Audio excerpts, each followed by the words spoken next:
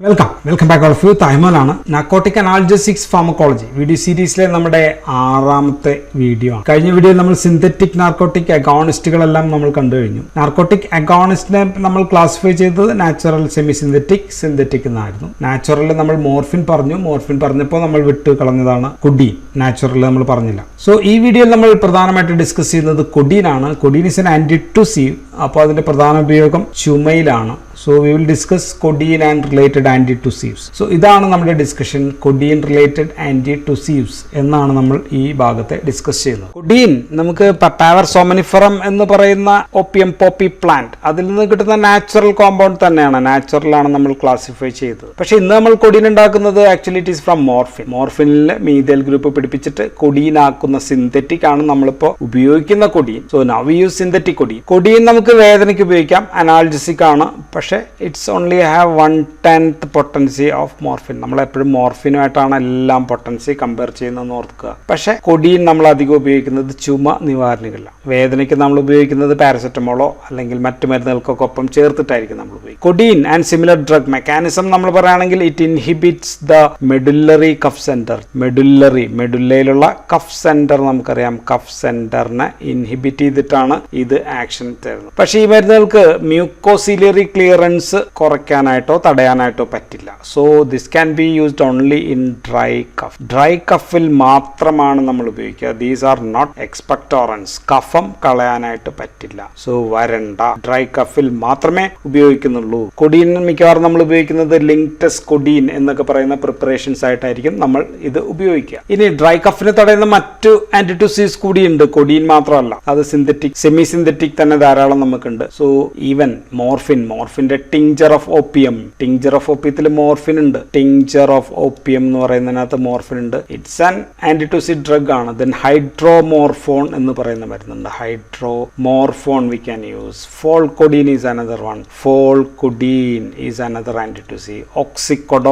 ഓക്സിക്കോഡോൺ എന്ന് പറയുന്ന മരുന്നും. So these all are cough suppressants ആയിട്ട് ഉപയോഗിക്കാം. എല്ലാം തന്നെ നാർക്കോട്ടിക് ആയതുകൊണ്ട് നമുക്ക് ഈ കൂടിക്കഴിഞ്ഞാൽ നലോക്സോൺ കൊടുത്തിട്ട് നമുക്ക് റിവേഴ്സ് ചെയ്യുകയും ചെയ്യാം. ഈ ഫോൾകൊഡീൻ കൂടുതൽ എഫക്റ്റീവ് ആയിട്ടുള്ളതാണ്. കോൺസ്റ്റിപ്പേഷൻ അത്യാവശ്യം കുറവാണ് ഈ മരുന്ന്. ദെൻ ഓക്സിക്കോഡോൺ ആണെങ്കിൽ ലെസ് അഡിക്ഷൻ. കൊഡീൻ്റെ അത്രയും അഡിക്ഷൻ ഉണ്ടാക്കാനുള്ള ചാൻസും കുറവാണ്. കൊഡീന് വേദന കുറയ്ക്കാൻ പറ്റും എന്ന് നമ്മൾ പറഞ്ഞു. കൊഡീൻ ഒരു 10 to 25% വരെ മെറ്റബോളിസം നടക്കുന്നത് CYP2D6 വഴിയാണ്. അവിടെ കൊഡീൻ മോർഫിനായിട്ട് മാറുകയാണ്. സോ ആ മോർഫിൻ ഉപയോഗിച്ചിട്ടാണ് നമുക്ക് അനാൽജസിക് ആക്ഷൻ കിട്ടുക. പക്ഷേ CYP2D6ന് നമുക്കൊരു പ്രത്യേകത അറിയാം. പോളിമോർഫിസം ഉണ്ടാക്കാം. പോളിമോർഫിസം പറയുമ്പോൾ ദർ ക്യാൻ ബി പുവർ മെറ്റബോളൈസേഴ്സ് ഉണ്ട്, ഇന്റർമീഡിയറ്റ് മെറ്റബോളൈസേഴ്സ് ഉണ്ട്, ദെൻ എക്സ്റ്റെൻസീവ് മെറ്റബോളൈസേഴ്സ് ഉണ്ട്, അൾട്രാ റാപ്പിഡ് മെറ്റബോളൈസ്. സോ ഇങ്ങനെയാണ് ഒരു ക്ലാസിഫിക്കേഷൻ ഓഫ് ദിസ് മെറ്റബോളൈസ്.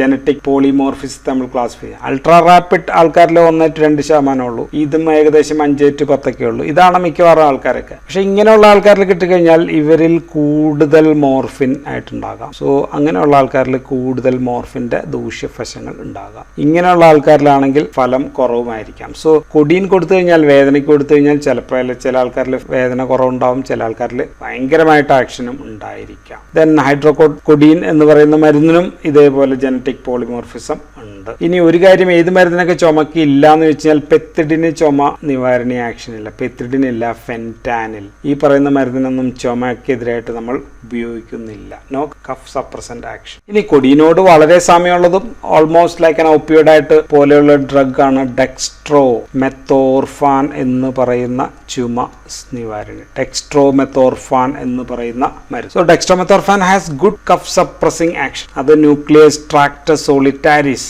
നമുക്കറിയാം മെഡുലയിലാണ്, അവിടെയാണ് പ്രവർത്തിക്കുന്നത്. നല്ല ശക്തിയേറിയ ചുമ നിവാരണികളാണ്. മ്യൂ ആക്ഷൻസ് ഇല്ല. This drug has no mu action. Opioid റിസപ്റ്ററിൽ ആക്ഷൻ ഇല്ല. ദെൻ കൃത്യമായിട്ടുള്ള മെക്കാനിസം എന്താണെന്ന് ഇപ്പോഴും അറിയത്തില്ല dextromethorphan. But these are NMDA receptor blockers ആണ്. നോൺ കോമ്പറ്റീറ്റീവ് ബ്ലോക്കേഴ്സ് ആയിട്ട് ആക്ട് ചെയ്യുന്ന ഡ്രഗ് ആണ് dextromethorphan. Then another action is on sigma 1 റിസപ്റ്ററിലും ആക്ഷൻ ഉണ്ട്. ഈ മരുന്നുകൾക്ക് സിഗ്മ റിസപ്റ്റർ ആക്ഷൻ കൂടി ഉണ്ട്. Agonist action. സോ അതുകൊണ്ട് മ്യൂൽ ആക്ഷൻ ഇല്ലാത്തതുകൊണ്ട് അഡിക്ഷൻ ലയബിലിറ്റി, നോ അഡിക്ഷൻ ഉണ്ടാവാനുള്ള ചാൻസ് വളരെ കുറവാണ്. കോൺസ്റ്റിപ്പേഷൻ ഇല്ല, നോ കോൺസ്റ്റിപ്പേഷൻ. സോ ഇത് മരുന്നാണ്. ഈ മരുന്ന് വ്യാപകമായിട്ട് കഫിന് ഉപയോഗിക്കുന്ന പ്രധാനപ്പെട്ട ഒരു മരുന്നാണ് ഡെക്സ്ട്രോമെത്തോർഫാൻ എന്ന് പറയുന്ന. ഇനി ഡെക്സ്ട്രോമെത്തോർഫാൻ ഇപ്പൊ ക്യൂനിഡിന്റെ ഒപ്പം dextromethorphan plus quinidine actually is a CYP2D6 blocker അല്ലെങ്കിൽ ഇൻഹിബിറ്റർ ആണ്. സോ അതായിട്ടാണ് ഇതിനകത്ത് കൊടുക്കുന്നത്. So the drug actually is dextromethorphan തന്നെയാണ്. ഡെക്സ്ട്രോമെത്തോർഫാൻ നമ്മൾ ഉപയോഗിക്കുന്നത് സ്യൂഡോ ബൾബാർ എഫക്ട് എന്ന് പറയുന്ന രോഗമാണ് PBA, സ്യൂഡോബൾബാർ ആക്ഷൻ. സോ ഇതിനു വേണ്ടി ഉപയോഗിക്കുന്ന ഒരു മരുന്നാണ്. സോ സ്യൂഡോബൾബാർ എഫക്ട് എന്ന് വെച്ച് കഴിഞ്ഞാൽ എന്താ വെച്ചാൽ പെട്ടെന്ന് ചിരിക്കുക, അതേപോലെ തന്നെ പെട്ടെന്ന് കരയുക, അമിതമായിട്ട് കരയുകയും ചിരിക്കുകയൊക്കെ ഒരുമിച്ചൊക്കെ ചെയ്യുന്ന ഒരു അസുഖമാണ് pseudobulbar affect. So that is another use of dextromethorphan. Then ഡെക്സ്ട്രോമെത്തോർഫാന്റെ വേറൊരു കോമ്പിനേഷൻ ഉണ്ട്, ഡെക്സ്ട്രോമെത്തോർഫാൻ പ്ലസ് ബുപ്രോപ്പിയോൺ. ബുപ്രോപ്പിയോൺ പറയുന്ന മരുന്നിനൊപ്പം അത് റാപ്പിഡ്ലി ആക്ടിങ് ആന്റി ഡിപ്രസന്റ് ആണ്. ആയിട്ട് ബുപ്രോപ്പിയോൺ നമുക്കറിയാം NRDI ആണ് സാധനം. So NDRI. So bupropion is NDRI എന്ന് പറയുന്ന മരുന്നാണ്. സോ ഇത് ഉപയോഗിക്കുന്നത് MDDയിലാണ്, മേജർ ഡിപ്രസീവ് ഡിസോർഡറിലാണ്. 2022 അപ്രൂവൽ ലഭിച്ചിട്ടുള്ള ഒരു മരുന്നാണ്. ദെൻ ഡെക്സ്ട്രോമെത്തോർഫാൻ ഇപ്പോൾ ഉദാഹരണത്തിന് SSRIs, TCAs, SNRIs, MAO inhibitors ഇവയൊക്കെ ഉപയോഗിച്ച് കഴിഞ്ഞാൽ സിറോട്ടോണിൻ സിൻഡ്രോം ഉണ്ടാക്കാം. സോ ഇത് ഞാൻ ഒരുപാട് വീഡിയോയിൽ പറഞ്ഞുകൊണ്ട് വീണ്ടും what is serotonin syndrome I am not discussing. Then കൊഡീനും ഡെക്സ്ട്രോമെത്തോർഫാനും ഇവയെല്ലാം തന്നെ മിക്കവാറും ആന്റി ഹിസ്റ്റമിൻസ് ചേർന്ന മരുന്നുകളോടൊപ്പം ലഭ്യമാണ്. ദെൻ നാർക്കോട്ടിക് അല്ല എങ്കിലും ഇതേപോലുള്ള ഒരു വേറൊരു മരുന്നാണ് ലീവോഡ്രോപ്രോപിസിൻ എന്ന് പറയുന്ന മരുന്ന്. ലീവോഡ്രോപ്രോപിസിൻ ഇപ്പോൾ ഡെക്സ്ട്രോമെത്തോർഫാനൊക്കെ പകരം ഉപയോഗിക്കുന്ന മരുന്നാണ്. So it's A non opioid ആണ്. ഇത് പെരിഫറലി ആക്ടിങ് ആന്റിറ്റുസീവ് മരുന്നാണ്. ഇത് ആക്ട് ചെയ്യുന്നത് ട്രക്കിയോ ബ്രോങ്കിയൽ ലെവലിലാണ് ആക്ട് ചെയ്യുന്ന മരുന്നാണ്. Histamine, serotonin, bradykinin. സോ ഇങ്ങനെയൊക്കെയുള്ള ഇൻഫ്ലമേറ്ററി മീഡിയേറ്റേഴ്സ് പോലുള്ള അവ മൂലമുള്ള ബ്രോങ്കോസ്പാസം തടയുന്ന ഒരു മരുന്നാണ്. സോ ന്യൂറോപെപ്റ്റൈഡ്സിനെ റിലീസ് ചെയ്യുന്ന സെൻട്രൽ അല്ലാത്ത എയർവേയിൽ ആക്ട് ചെയ്യുന്ന ഒരു ചുമ നിവാരണിയാണ് ദിസ് ലീവോഡ്രോപ്രോപിസിൻ. സോ ഞാനത് പറഞ്ഞു എന്ന് മാത്രമേ ഉള്ളൂ. വേറെ എവിടെയെങ്കിലും ഇനി നമ്മൾ റെസ്പിറേറ്ററി സിസ്റ്റം പഠിപ്പിക്കുമ്പോഴായിരിക്കും പറയാൻ പറ്റുള്ളൂ. അതുകൊണ്ടാണ് ഞാൻ ഇവിടെ പറഞ്ഞത്. സോ നമ്മൾ രണ്ട് പ്രധാനപ്പെട്ട മരുന്നുകളാണ് നാർക്കോട്ടിക്കിൽ കണ്ടത്. One is dextromethorphan and the most important one is കൊഡീൻ. So that's all in this video. So thank you for watching.